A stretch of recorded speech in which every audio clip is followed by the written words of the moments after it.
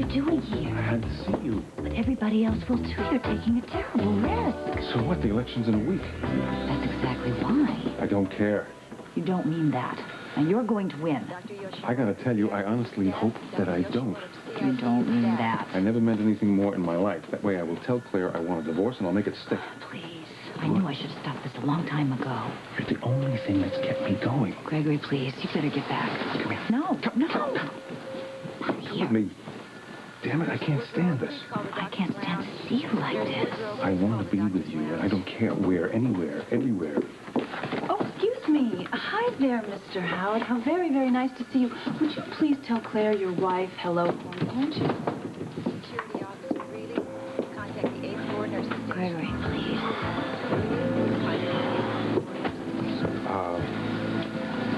I think you're right. I better go. Volunteer Joe Wright, please contact volunteer services. Volunteer Joe Wright, please contact... Here, why don't you try a little of this? I did. You didn't eat any. I know, but I did try it. Okay, well, why don't you try some of this? Well, I would if I knew what it was. Well, it's apple something. No, it's not. How do you know it's not? You didn't even taste it. Well, I know, but the nurse told me that it wasn't. Didn't the nurse also tell you have to eat to gain your strength? Yes, several times. Last night, this morning at breakfast, now. Obviously, you didn't listen to her. Well, I'm just not hungry. I'm not anything, Duke. Please. Okay, I'm not going to coax you. Don't. Just hold my hand.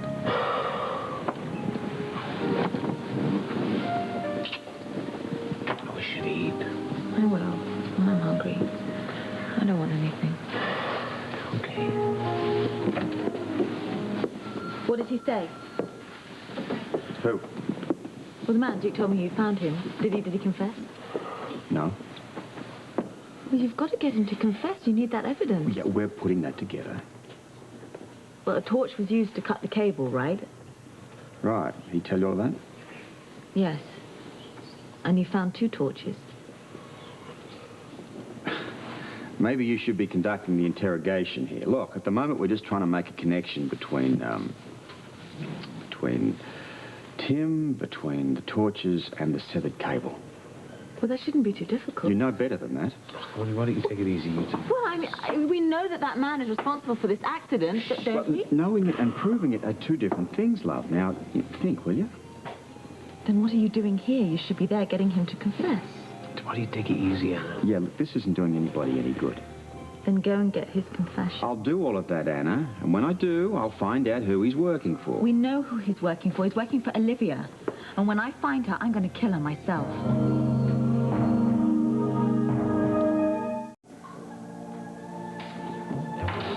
What do you got in there? That's what I want to know.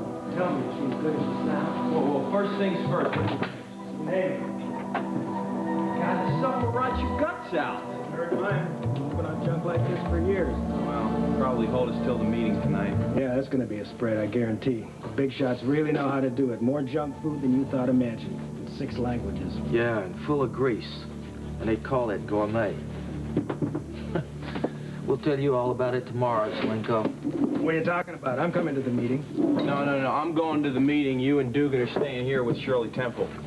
Wait a minute. This is a summit. I belong there. I've been with the family longer than you 2 combined. Yeah, well, I'm in charge here, and I say that you stay here. Now, pass the pastrami. Why, I never thought I'd live to see the day. A woman running the outfit. Yeah, I didn't think there was a skirt alive that could hack it.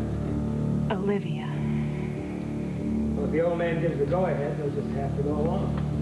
You better go feed Princess Di in there. Yeah, I want something to eat. That is, unless she's watching her weight. Oh, I'll be glad to watch her weight for her. Wait, let me go. Scenery. My turn.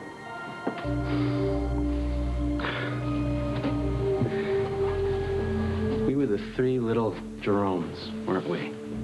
You remember? You were the pretty one. Our brother was the smart one. And you were the good one. Yeah. Guess that means I finished last, huh? No. Did you forget that? When we were growing up, how close we were? How loyal we were? I remember. Yeah? You had to have forgotten. How else could you put the finger on me? I didn't. Maybe you went... I swear I didn't. Maybe you went out of your mind. That's possible. Stop it. You went crazy, you know. Stop it, There's Julian. got to be some reason why you did it to me. Just give me a reason. Give me an excuse. But don't stand there and tell me you didn't do it. Oh. All right. Yes, I did. I did plan the hit, but it wasn't supposed to be you. It was supposed to be Duke. He was the one that I had to get rid of. He was cutting into the family. He had no right to be there, and I didn't trust him. I never would have laid a hand on you. I never would have hurt you. Julian, the Carters tricked me. You're bound to know about that if you know as much as you say you do, that the plans changed at the last moment. The idea was to get you out of the way and get a clean shot at Duke alone. You stand there and look at me and admit that. I was only doing it to protect you. Duke Lavery was pretending to be your friend. All he ever intended to do was to take your place. I couldn't allow him to do that. It doesn't bother you at all. There's no remorse. That man was my friend. And you tried to have him killed. What the hell are you? Okay, let's have a look at that report. We traced the electric cables to a hardware store downtown. Now, there's nobody there that can or will identify your man. Let's talk about these two torches. One. Cousin Robert.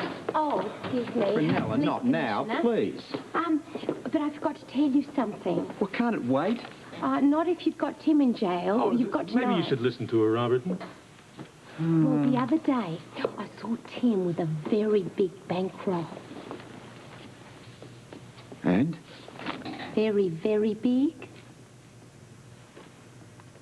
That's it? Well, isn't it suspicious, though? I mean, a college boy walking around with a wad like that. Tim was hardly a college boy. But thank you. Thank you anyway, Prunella. Well, it was worth interrupting for, wasn't it? Oh. Well, yeah. Well, the police department are investigating evidence of a rather circumstantial nature. And on that note, I guess, yes, we're very thankful for your coming in.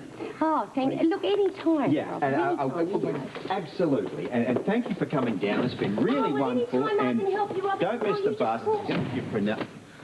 Let's talk about those torches. Okay, we got two of them. Either one of them Tim could have used to cut the cables. Now, Dotson... The first one was found in a dumpster. The second one's found on the docks. Evidently, it was tossed in the water someplace else, washed up by the tide. It had enough air in the fuel reservoir to keep it afloat. Huh. Yeah. Yeah, send him in. Mort Lippincott, you know him? Should I? Public defender. Good one. I represent Tim Barnett. Name's Lippincott. Mort Lippincott. Chief Lewis, Detective Dodson. How do you do? Me, you know. So you remember how I work, and I know how you do things. You have no charge, Commissioner. The death of a fetus is only murder if the fetus is developed enough to stay alive outside the womb, which isn't the case. It's also irrelevant, since my client had nothing to do with that malfunctioning elevator. So I insist you release him. At once.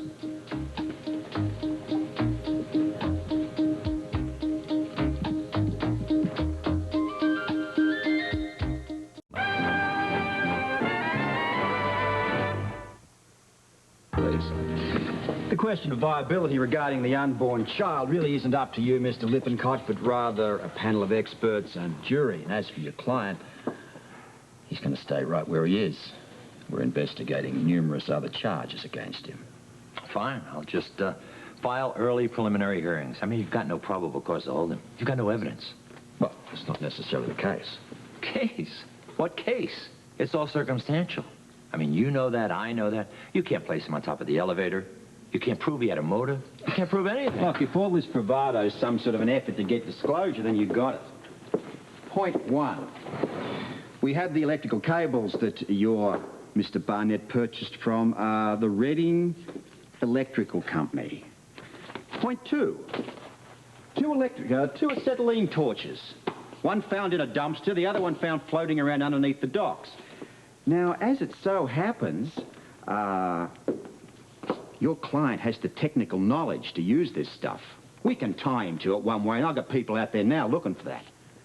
Secondly, your client engineered the opportunity to be at the scene of the crime. I have a copy of this made for the council, will you? Thank you, Guy. All right, Mort. I think I can call you Mort, you know, as we're going to be working together on this. Mort, I think you know as well as I do that your time would be best spent talking to your client, convincing him that the best way to save his pelt is to cooperate. Well, I'll get back to you. Good. Gentlemen.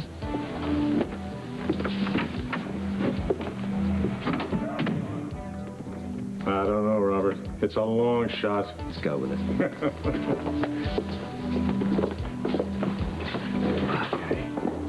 Hello. Oh, hello, Mr. Jerome. Welcome back. He's here for his checkup with Dr. Quartermain, and he's a little bit uneasy about it. Oh, I understand. Why don't you go wait over in the lounge, and I'll call her, and I'll let you know when she's ready for you. Thank you. Okay. We'll do that. See, honey, there's no reason to be nervous. I hate hospitals. Doctors. You should be grateful to both. And I know you are. You're just nervous about tonight. I admit it. But there's too many loose ends. I still have to get word to Duke. And where's Julian? He should be in Port Charles by now. He'll be here. He promised you, and I know he'll be here. Olivia will be there for sure. Her great moment in the sun. There are times when I truly believe my daughter is the devil. I know she's responsible for what happened to Anna's baby. I know that she's behind that elevator accident. God, I hate to think about it. And I won't argue with you.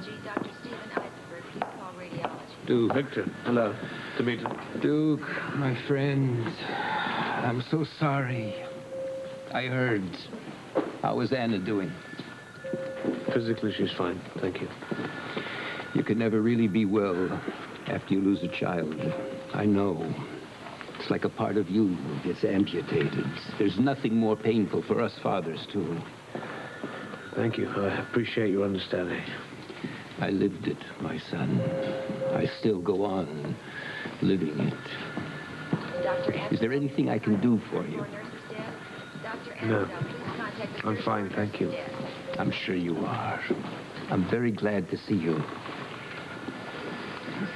Tonight, the room adjacent to the ballroom at the Port Charles Hotel. The summit? All the Jerome and Carter bosses will be there. You must be there. Look, I know you're going to hate to leave Anna, but she'll have to understand it'll only be for a short time, an hour or two tops. Excuse me. Mr. Jerome, Dr. Quartermain's ready for you. We have to go. Duke, tell me you're going to be there. It might not be possible. I wouldn't count on it if I were you. You must be there, Duke. You must.